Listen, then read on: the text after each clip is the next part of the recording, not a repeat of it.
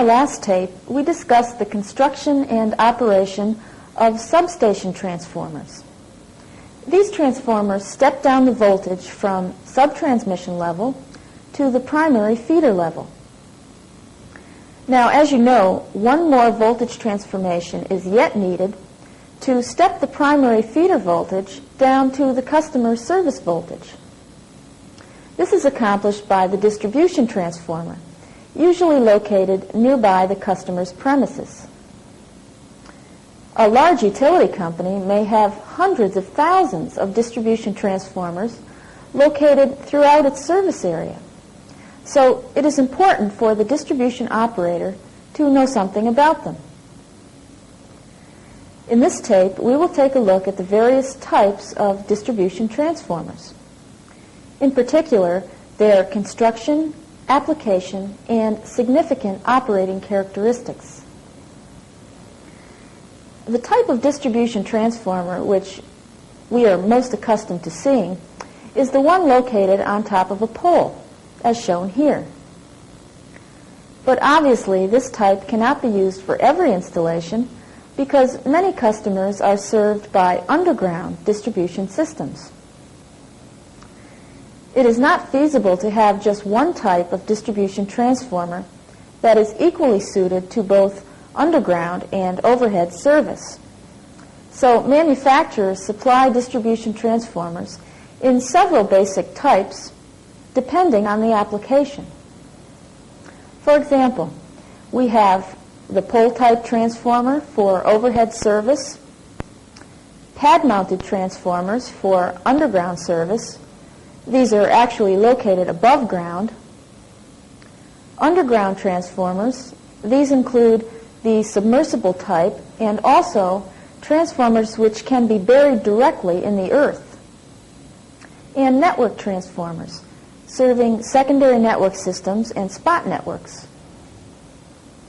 And these are usually located in vaults underground. And within these four basic types, there may be many different variations on the design.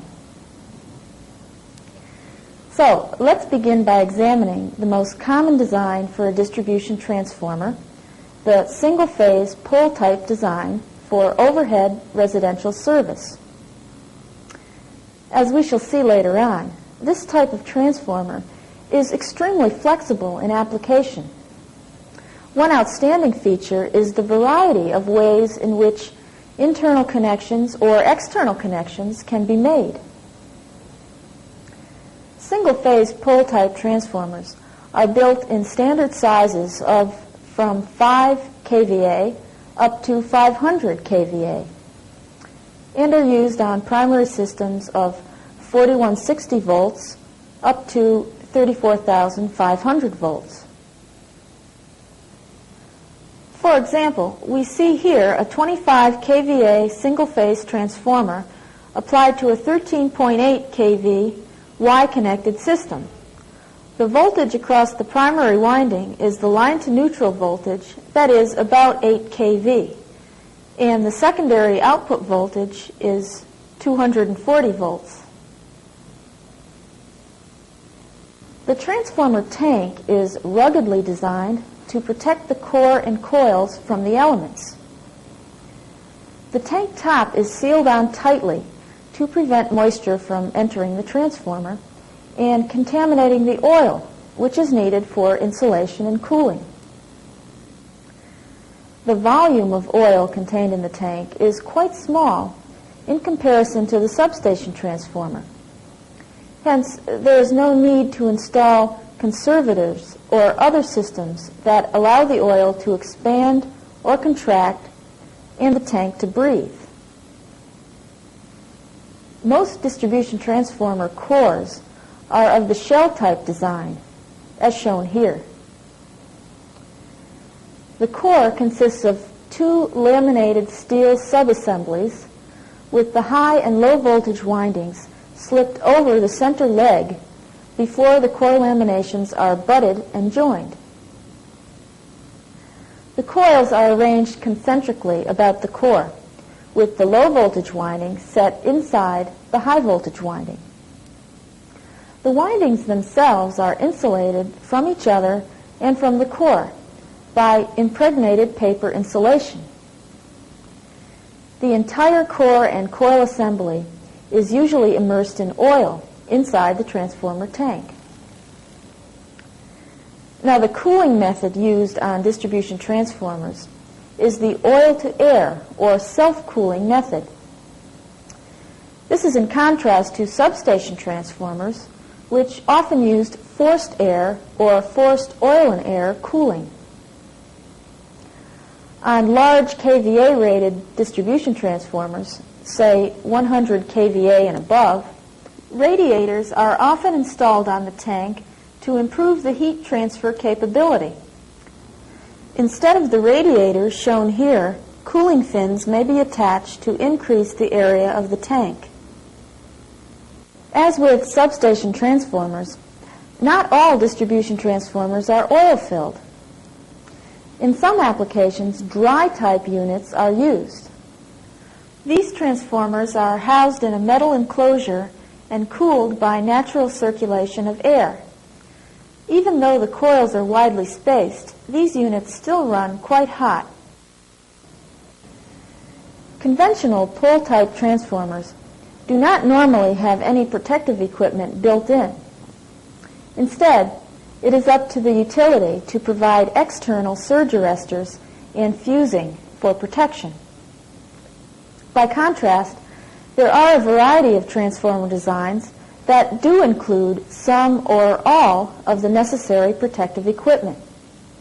For example, in the completely self-protected design, as its name suggests, all protective devices are already mounted on the transformer. In this particular example, we can see the surge arrestor, which is connected between the high voltage winding and ground. The arrestor, as you know, protects the transformer against excessive voltage surges.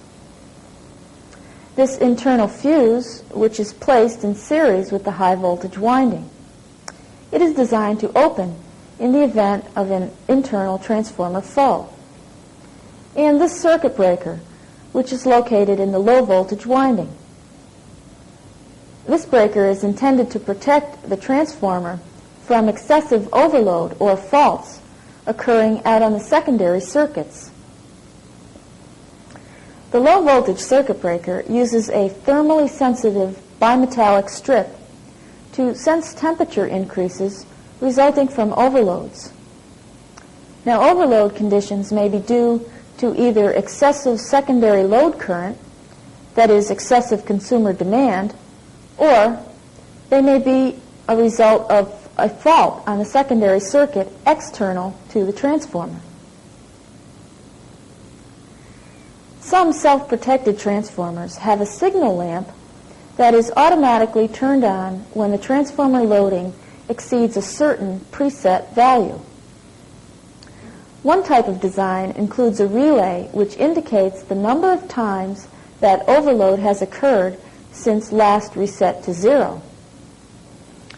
Troubleshooting crews identify such transformers during periodic checks, and this information can help indicate locations where a larger transformer may be needed. Whether the transformer is conventional or comes with protection included, it is important that the transformer fuse and the primary lateral fuse be well coordinated with each other. Why is this? Well, clearly, if a fault occurs in the distribution transformer, we want the transformer fuse to open before this fuse, which protects the system from lateral faults. If the primary lateral fuse blows first, this would cause an unnecessary loss of service to all customers served by the lateral. Similarly, if the transformer is connected directly to the feeder, the transformer fuse and the feeder breaker protection must be coordinated. We will be talking much more about this matter of fuse coordination in a future tape.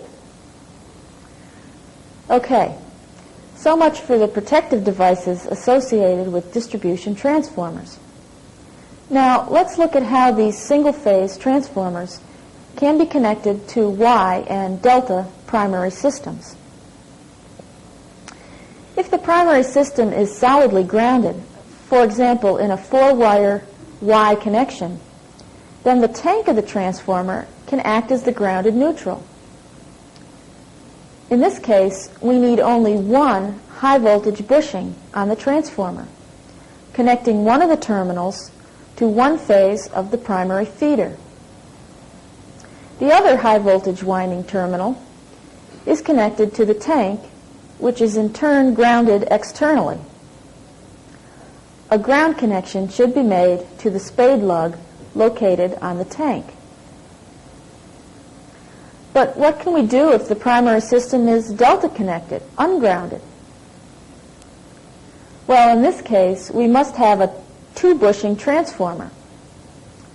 Both bushings are used to connect the winding terminals to 2 separate phases of the primary feeder. A 2-bushing transformer can also be used on a grounded Y system. Here, the second bushing is used as the grounded neutral connection. Okay, up to now we've been looking at the most common pole-type transformer design, that is, the single-phase design. However, pole-type transformers are also manufactured as complete 3-phase units, as we can see here. These transformers usually consist of 3 separate coil assemblies, each with a primary and secondary winding, all on a common core, and enclosed in the same tank. For overhead applications, 3-phase transformer banks are usually made up of 3 single-phase transformers connected together. This allows the separate transformers to be equally spaced on the pole, thus distributing the total weight of the 3-phase bank. Typically, 3-phase transformer banks have total ratings in the range of 15 kVA to 500 kVA. Okay, now at this point let's take a break. Then we shall come back and discuss some other aspects of distribution transformers. For now, switch off the tape and review this material in your workbook.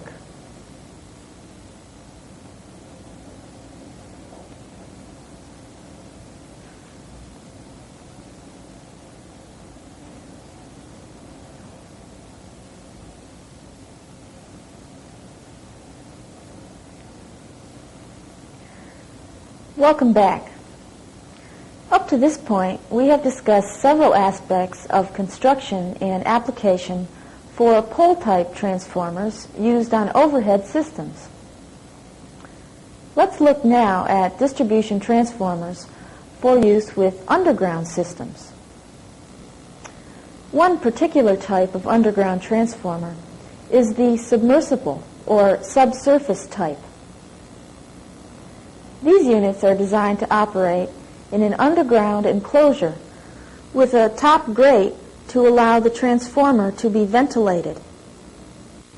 These transformers are normally used to serve underground residential or commercial loads.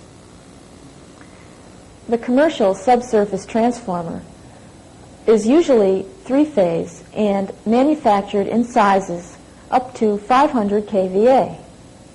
The residential subsurface transformer is usually single-phase and comes in sizes up to 167 kVA, that is 1/3 the size of the largest commercial unit. For underground residential distribution, the pad-mounted transformer is generally more popular than the subsurface type.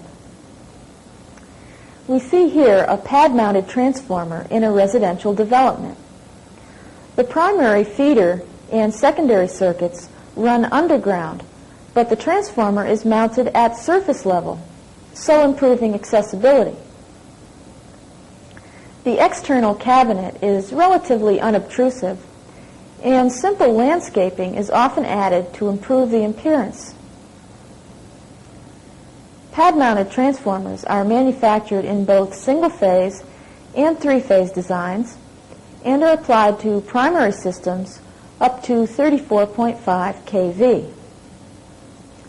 The single-phase units are built in sizes ranging from 15 to 167 kVA, while the three-phase transformers can be as large as 2,500 kVA. With pad-mounted transformers, connections are made within the cabinet to the primary and secondary leads and also to the protective devices. In one particular type, the primary bushing terminals are not insulated so that the high voltage leads can be directly accessed from the front panel. This is called a live front design. In an alternative design, to ensure the safety of utility crews, a dead front arrangement is available. Here, all the high voltage equipment external to the transformer, such as incoming primary cables, must be plugged in through separable insulated connectors, or elbows. With this arrangement, no direct contact with the supply voltage is possible from the front panel. Another type of transformer sometimes installed underground is the network transformer. This is specially designed to feed into a secondary network supplying a high-density downtown load. And this type of transformer is also used to form spot networks at or in commercial buildings. Network transformers are always three-phase units designed for primary voltage within the range of 5 kV up to 34.5 kV. The secondary winding is connected in Y with the neutral grounded. Network transformers are typically designed for a secondary voltage of 216 volts line to line, that is 125 volts between one phase and the neutral. Newer, large, high-rise buildings may be equipped with network transformers whose secondary voltage is 480 volts line to line for the supply of three-phase equipment. This gives us 277 volts line to neutral to serve the heavier single-phase loads, such as area fluorescent lighting. And obviously, 120 volts is needed to supply smaller single-phase loads, such as desk lamps, typewriters, and so on. This is provided by another transformer, stepping voltage down from 480 volts to 120 volts. Common kVA ratings for network transformers range from 300 kVA up to 2,500 kVA. These transformers have to be built to withstand the rugged, corrosive conditions that are often encountered underground. When installed above ground, this equipment is all mounted within a sealed, waterproof enclosure. A high-voltage disconnect switch is provided inside an enclosure bolted to the transformer. When it is necessary to isolate the transformer, for example, to perform maintenance, the switch can be opened manually. A viewing window is provided so that one can see whether the disconnecting switch is in the open position. This is often necessary to comply with safety requirements. On the secondary side, a network protector is provided consisting of an air circuit breaker and associated protection equipment. This breaker will open automatically for feeder or internal transformer faults. Remember, the secondary circuits of a network are interconnected to several other transformer secondaries. So power could flow back from the network to a fault in the transformer, for example. To prevent this occurrence, the network protector is equipped with a reverse power relay which senses the reversed flow and automatically trips the protector. The network transformer contains oil for insulation. Cooling takes place by natural circulation through radiators which are installed on the side of the transformer. Usually on the network transformer, high voltage tap changing equipment is provided, but operation must be performed off load. Well, so far in this tape, we have discussed both overhead and underground distribution transformers. But no matter what type of transformer is used, utility planners must determine the optimum size transformer to meet the different needs of the consumers. How is this done? Well, at first glance, one might think that we just add up all of the kilowatt demand of all of the appliances in all of the houses and then install a transformer of that total capacity. However, transformers are never sized this way, since we would wind up wasting a lot of capacity. The transformers would be working at something less than 50% capacity for most of the time. In sizing a transformer, a utility can take advantage of the fact that the customers do not use all of their appliances at the same time. Moreover, the several customers being supplied quite frequently work on a different daily routine, so they tend to balance out each other's demand. This variation in usage of electricity is known as diversity. As a simplified example, let's suppose that one transformer is to supply 6 homes, each with a maximum electrical demand of, say, 5 kilowatts. Now, without considering diversity, we would have a total demand of 30 kilowatts. In practice, the maximum demand would be multiplied by a factor called the coincidence factor, which reflects the fact that not all appliances would be used at the same time. Let us assume in our example that the coincidence factor is 0.75. Then we find that our installed transformer capacity should be equal to 0.75 times 30 kilowatts, that is 22.5 kilowatts. In practice, the utility company would install the nearest standard size, 25 kVA in this case.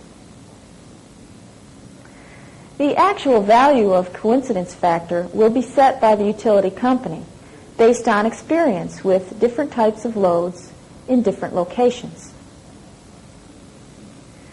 The utility company must be prepared for the load to grow and will normally take account of this probability in their installation.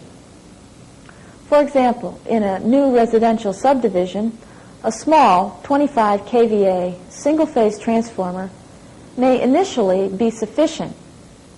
Then, as the subdivision grows, a larger transformer can be installed or additional transformers added.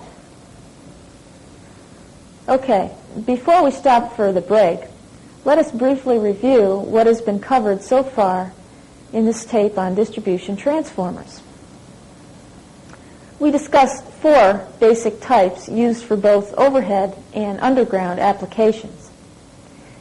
These are, number 1, the pole-type transformer, number 2, the pad-mounted transformer, number 3, the subsurface transformer, and number 4, the network transformer. We also briefly discussed how transformers are sized to account for load diversity. Even though all 4 types of distribution transformers differ widely in appearance and application, their basic components are essentially the same. The differences arise from the widely varying requirements of overhead and underground distribution. In the next segment of tape, Ted will be back to concentrate on how single-phase and 3-phase transformers are connected to supply a variety of load types. For now, turn off the tape and review this segment in your workbook.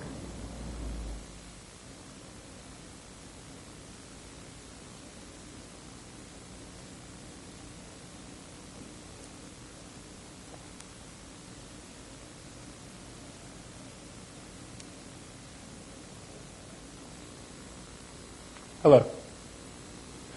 As you already know, the type of load served by the distribution system can vary from small household loads that are single-phase up to large three-phase commercial and industrial loads. Distribution transformers must be flexible enough to accommodate these diverse loads, especially when making provision for load growth over several years. Consequently, distribution transformers are designed so that they can be connected in many different single-phase and three-phase configurations. In this segment, we will look at the most commonly used connections and see how they serve a variety of loads. Okay, so let's first look at some typical single-phase connections. Now, in order to provide flexibility, the secondary winding is usually split into two separate windings that may be connected in series or parallel. Interconnections can be either internal or external. Now, the most common requirement for single-phase residential service is 120, 240 volt service. Such service is provided by the transformer connection shown here. Typically, the primary voltage, 7,200 volts in this particular example, is taken from one phase to neutral of the three-phase four-wire primary feeder. On a delta-connected primary system, the transformer would of course be connected line to line. The two secondary windings are connected in series with a center tap to provide the 120 volt service. This center lead is normally grounded. With this connection, the customer can obtain 120 volts between the grounded center tap and either one of the two outer secondary leads. He can also obtain 240 volts between the two outer secondary leads for operation of heavy appliances such as the household stove.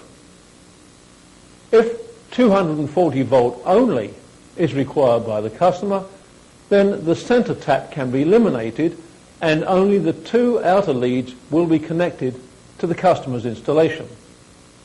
By contrast, in some situations, only the 120 volt service is required.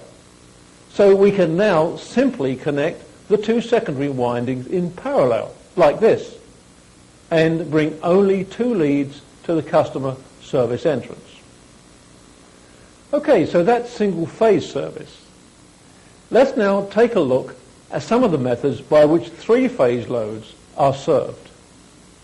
The three-phase connections we will be discussing can be made by using either 1. A bank of 3 interconnected standard single-phase transformers, or 2. 1 single unit three-phase transformer.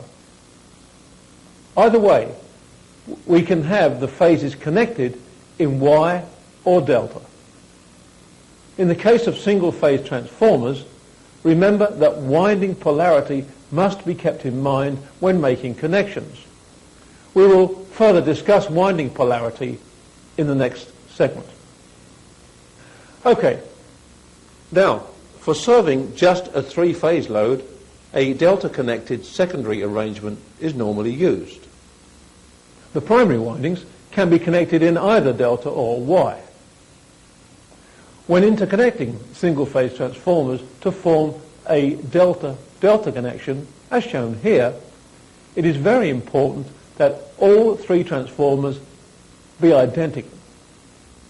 If we interconnect single-phase transformers of unequal reactance or turns ratio, the resulting phase imbalance will cause unequal loading of the transformer, and this can lead to overloading and heating of the transformers, all this in return for no useful work. The Y delta connection is more common, but this brings us to another possible problem area. Suppose we have the distribution transformer primary winding connected in Y like this, and the transformer neutral is grounded by connection to the neutral wire or perhaps to a separate ground.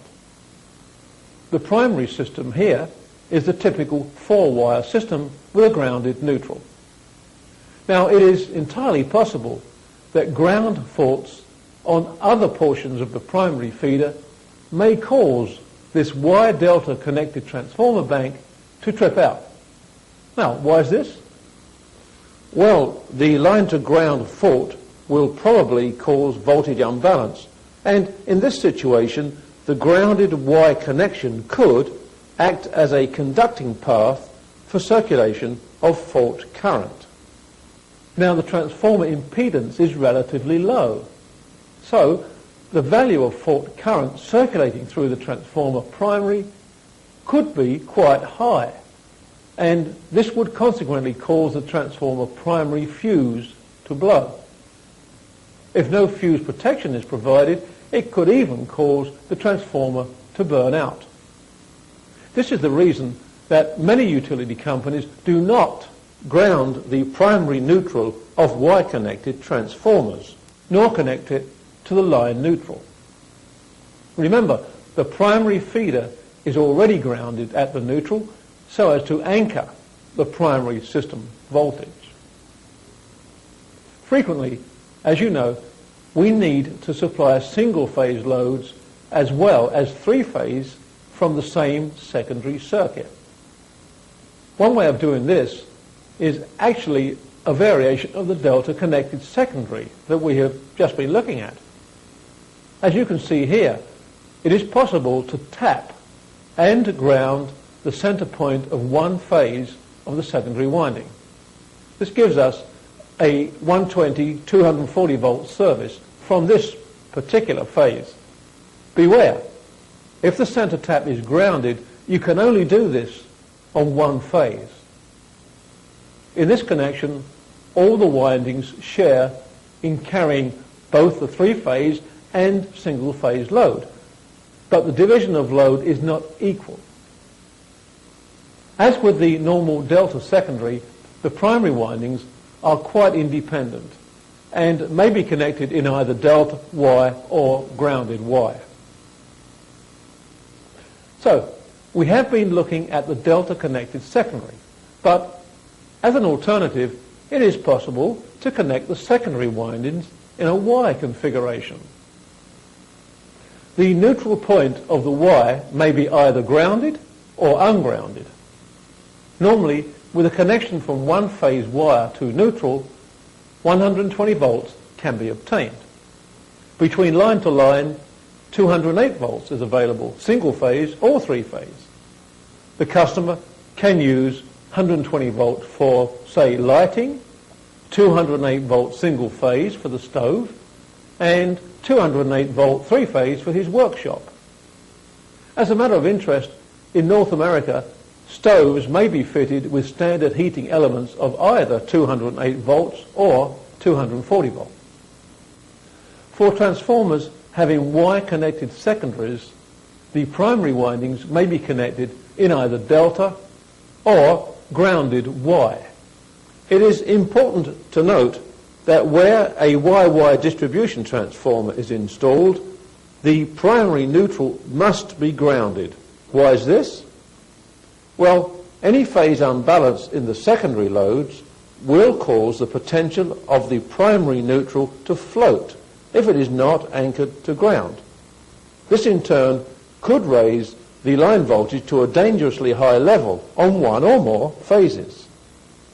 By contrast, a delta connection allows the out of balance current to circulate around the phases.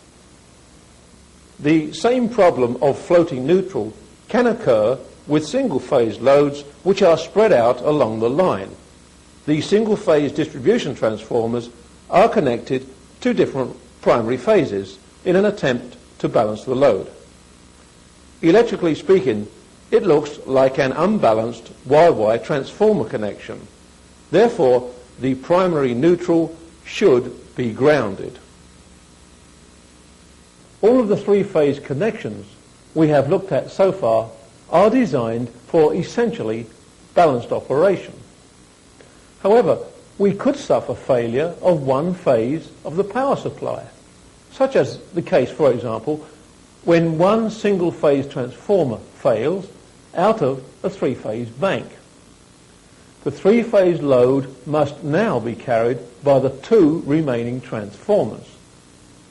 In this situation, an unbalanced transformer connection must be used, such as the open delta. In the open delta configuration shown here, only two single-phase transformers are used, but they can supply three-phase loads. Note that the primary is connected to the three-phase supply, hence the voltage relationships hold. The secondary maintains this relationship between the three outgoing leads. The current for the third phase actually passes through the two remaining windings. The voltage supplied to the load from this open delta is the same as from a closed delta, but the current carrying capability is reduced. Therefore, the power available from the bank is also reduced. The maximum power that can be supplied from such a connection is limited to 86.6% of the nameplate rating of each of the two remaining transformers. This works out to be only about 58% of the original three-phase bank. Utility companies often use this arrangement for new installations where growth of load is expected. Initially, two transformers are installed to serve the load, and then the third one is added as load demand increases. An open Y configuration is also occasionally used with Y delta transformers.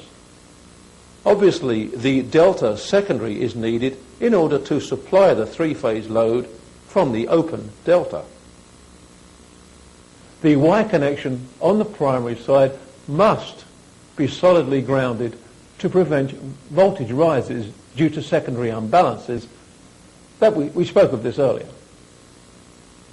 Okay, so that covers the more common single-phase and three-phase distribution transformer connections that are used in practice. Because of the variety of connections available, it is sometimes hard to remember the features of each. For this reason, we have included a listing and appropriate diagrams in your workbook. You can see that the distribution transformer is extremely versatile to be able to supply all the various combinations of single-phase and three-phase loads. In the next segment of this tape on distribution transformers, we shall look at some operating characteristics. But for now, switch off the tape and review this segment in your workbook.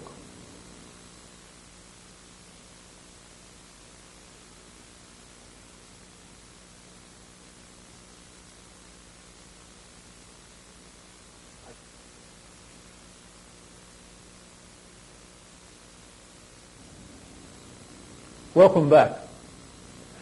Now that we know something about distribution transformer construction and winding connections, let's conclude our discussion by examining some of the operating characteristics of distribution transformers. In particular, we will look at winding polarity, overload and short circuit capability, overvoltage capability, and transformer losses. Let's begin with winding polarity. This subject was briefly discussed in the previous tape on substation transformers. As you remember, polarity refers to the relative direction of primary and secondary voltages. Let us emphasize again that when connecting single-phase transformers to form a three-phase bank, or likewise when paralleling two or more transformers, it is absolutely essential that they be connected with the same polarity. Single-phase transformers are built with either additive or subtractive polarity. What do we mean by this? Well, with additive polarity, the windings are arranged like this. the induced voltage in the secondary is in the opposite direction to the applied primary voltage. As before, the high voltage terminals are typically marked H1 and H2, while the low voltage terminals have X1 and X2 markings. Conversely, subtractive polarity means that the windings are arranged so that the induced secondary voltage is in the same direction as the applied primary voltage. But where does the term additive or subtractive come from? Well, as a test, the lineman can connect the primary and secondary windings in series like this, then energize the primary at some reduced voltage. He can now measure the voltage across these high and low voltage terminals. Now, if the measured voltage is higher than the applied voltage, then we know that the primary and secondary voltages are in the opposite directions. That is, they add to one another. Hence, we call this type of arrangement additive. Conversely, if the directions of primary and secondary voltage are the same, then the secondary voltage will subtract from the primary. Hence, measured voltage will be less than the applied voltage, and we conclude that this is subtractive polarity. Normally, the transformer polarity will be clearly marked on the transformer nameplate. Okay, let us now move on and consider the overload capability of a distribution transformer. As in the case of a substation transformer, overloading of the distribution transformer can cause excessive heating, which will progressively degrade the strength of the insulation. If a distribution transformer is subjected to a large enough overload for a long enough period of time, its life will be shortened. Loading guidelines published by the American National Standards Institute define the allowable magnitude and duration of overloads for distribution transformers. We should point out that these guidelines are quite different than for the substation transformers. Let's look at an example. Suppose we have an oil-immersed overhead distribution transformer operating at a continuous loading of 90% of its kVA rating. Suppose also that the ambient temperature is 20 degrees Celsius and we are willing to accept a 0.5% loss of life in addition to the normal loss of life. According to the chart, we can load this distribution transformer to 270% of its kVA rating for 1 full hour. This represents an overload of 170%. By contrast, on a substation transformer, this magnitude and duration of overload would be quite unacceptable. Obviously, if we overload the transformer for a longer period of time, we must decrease the magnitude of overload to keep within the limit of 0.5% additional loss of life.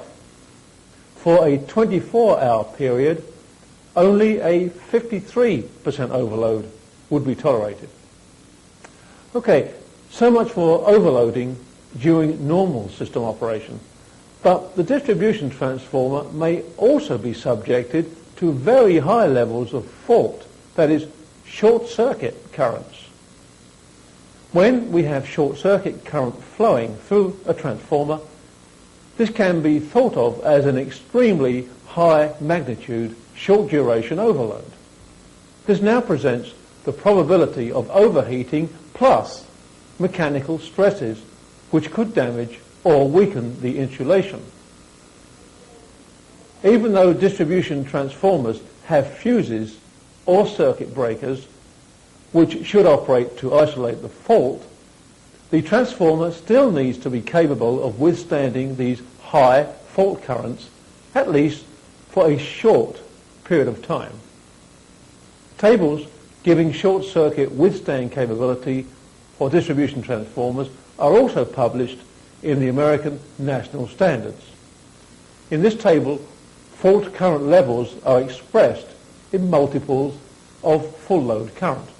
For example, a single-phase transformer in the range 5 to 25 kVA can withstand a maximum fault current of 40 times full load current for an extremely short period of time. Single-phase transformers whose sizes range from 167 to 500 kVA are capable of withstanding fault currents of 25 times full load current. But exactly how long can this fault current be tolerated? As you would expect, transformers will be able to withstand high magnitude fault currents for very short periods and relatively low magnitude fault currents for somewhat longer periods.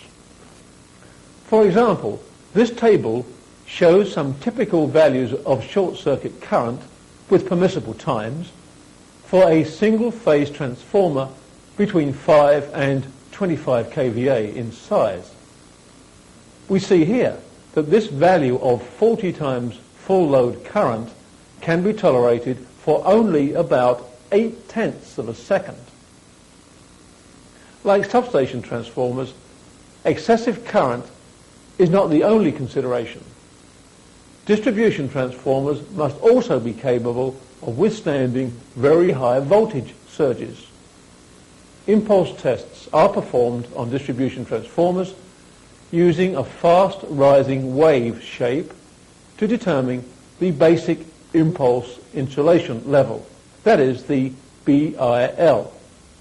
For example, an 8 kV transformer connected line to neutral may have a BIL of 95 kV. When the distribution transformer is applied to the system, a surge arrestor will be installed. This will be sized so as to limit any overvoltage at the transformer terminals to a value less than the BIL and with a margin of safety included. Right, let's now move on to our final subject, that of losses on distribution transformers. Given the large numbers of distribution transformers that a utility may have in service, the total energy loss associated with these transformers can add up to millions of kilowatt hours per year. These total losses are made up of two components. One, the no-load losses. Two, load losses. The no-load losses are due to the current that flows when the transformer primary is energized, but with no load on the secondary. This no-load primary current is called exciting current. It is necessary to maintain the induced magnetic flux in the iron core. But it also gives rise to losses in the windings and the core. These no-load losses depend upon the transformer core material and its dimensions. In a typical distribution transformer, the no-load losses will amount to about 1/2 of 1% of the rated kVA. So, for a 25 kVA transformer, this would mean about 125 watts of real power loss, even when the transformer is unloaded. These losses are present all of the time and cannot be reduced without replacing the transformer with a different design. Because no-load losses represent such a significant loss of energy, much research is currently underway to investigate new transformer core materials. The second component of transformer losses occurs when load current is flowing through the transformer windings. These load losses are mostly due to the ohmic resistance of the high and low voltage windings. As you know, load losses are referred to as I²R losses, since they can be calculated by multiplying the winding resistance R by the square of the current, I. So, load losses are proportional to the square of the amount of load current passing through the transformer. Typically, the value of load losses at full load may be as high as 1 to 1.5% of the rated kVA. For a 25 kVA transformer, this amounts to about 300 watts loss.